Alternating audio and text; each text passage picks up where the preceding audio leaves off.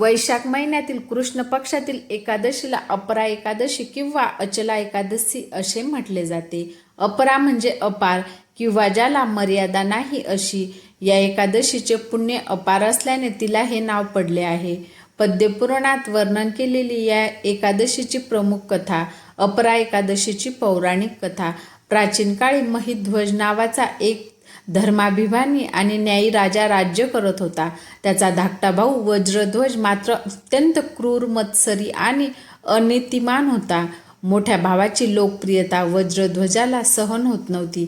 एके दिवशी संधी साधून वज्रध्वजने आपल्या मोठ्या भावाची कपटाने हत्या केली आणि त्याचे प्रेत जंगलात एका पिंपळाच्या झाडाखाली गाडून टाकले.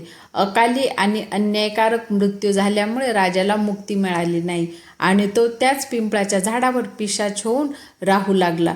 तो पिशाच तिथे येणाऱ्या जाणाऱ्या लोकांना खूप त्रास देऊ लागला. एके दिवशी धौम्य ऋषी त्या झाडाखालून जात असताना त्यांना तिथे तो पिशाच दिसला.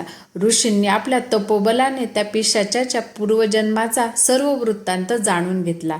राजाच्या दुर्दशेबद्दल त्यांना खूप दया आली. ऋषींनी त्या पिशाच्याला झाडावरून खाली उतरवले आणि त्याला स्वतःच्या पापातून मुक्त होण्याचा मार्ग सांगितला.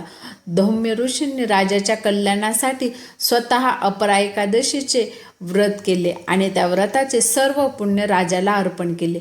या पुण्याच्या प्रभावामुळे राजा महिध्वज पिशाचयोनीतून मुक्त झाला आणि त्याला दिव्य शरीर प्राप्त झाले आणि ऋषींचे आभार मानून तो वैकुंठ लोकाला निघून गेला.